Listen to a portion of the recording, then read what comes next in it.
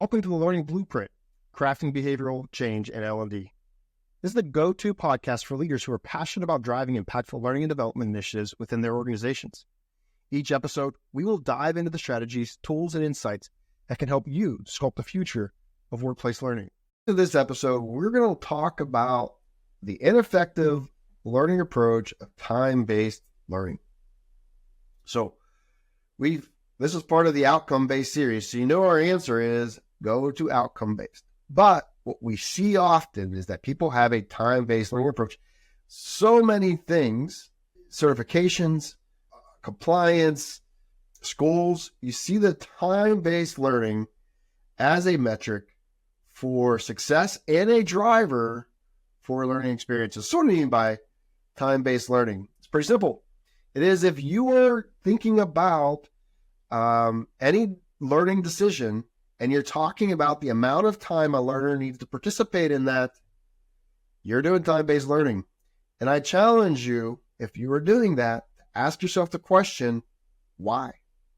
And the answer usually is because somebody told us to do that, whether that is a regulatory body or an organization or leadership or HR. Somebody told us that we've got to do 1 hour of X, Y, and Z every year, or we've got to do for 300 hours of onboarding for new hires.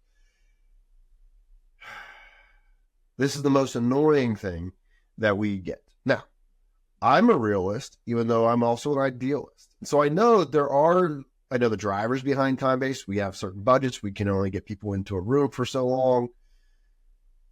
And so if you have to operate within the time base, for us, that's a secondary, even though for the organization, it's the primary driver in a lot of cases of what we do in the session. For us, it's the secondary. We basically go back and we establish our outcomes. Say, what do we want our learners to be able to do? Okay, we only have an hour. Or, hey, we've got to fill 5 hours. Okay. So what do those outcomes look like within that parameter, rather than what we see often when we go into a client's organization, or we've done it ourselves, or I've done it myself when I worked for companies, where you go in, you say, okay, I've got 5 hours. Okay, well, let's start outlining those 5 hours. You see the problem with that? When we do that, we're just filling time. We're not making it valuable. We're just filling time. And so what we recommend is that you start with your outcomes. Don't change your process. Start with outcomes, identify the content that's necessary in order to achieve those outcomes, then create your learning experience. Then you say, okay, how much time do I have for this? And you start peeling back if you don't have enough time, or you start adding in, right? I love the adding in stuff, because don't add it the time with content. Add it with depth of that content. Right? So if you have 5 hours every year for, I don't know, some sort of compliance training, I kind come up with a good example. If you have 5 hours and you've designed your experience when you just did your outcomes, your content, and experience, and you now see you only have 2 hours. Well, cool. Now we can add practice activities. Now we can add challenges. Now we can add, maybe we have our original plan was just e-learning, but now we're going to offer a live session where people come in and social learn and share ideas and share insights about what they did, right? Don't add more content. And that's where time-based learning, why it's so ineffective usually, is because we just throw stuff in there to fill the time, rather than saying, let's create meaningful experiences to fill that time. Add depth to that. Have them play with it a little bit more. Have them reflect on it a little bit more. And all that is encompassed in a learning experience. And we work with clients on this all the time. So we have clients reach out to us who are some part of some sort of regulatory body, or internally they have some sort of compliance requirements that they've got to do. And they send us what they've typically done, which is usually so much content in that hours, and they're literally just presenting it. And what we always challenge them to do is say, okay, what are those outcomes? Now let's pare back that content, get rid of the stuff you've added, and now let's play with that a little bit more. Let's just get them into it in a different way. Looking to bring a real change to your team's learning and development? Then you need Legacy Learning Consulting. We're all about creating custom learning strategies that truly make a difference. Whether you're aiming to boost team performance or enhance leadership skills, we've got you covered. Dive into what we offer by visiting legacylearningconsultingllc.com. Start crafting your team's legacy in learning with us today. That's legacylearningconsultingllc.com.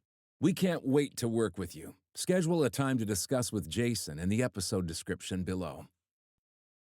And so, you see this time-based all the time. Again, it's one of the things for me that I'm doing it again. I just take a little extra breath whenever I think about what people are thinking when they come up with these requirements that it must be time-based. That is not in any way an indicator of somebody's ability to learn, right? We've all tried to learn something that took our neighbor an hour to learn. It took us 5 years to learn. Time-based learning is not an indicator of success. It's not an indicator of learning. It's literally not an effective tool, metric, anything in the learning experience. So I like to just throw it out completely if that's possible. But if it's not, then I work within the confines and still follow our process. We're going to establish our outcomes. We're going to get our content. We're going to create the learning experience. And sometimes we actually go back and say, hey, we only need an hour. Oh, well, we need to do 2 hours. Okay, cool.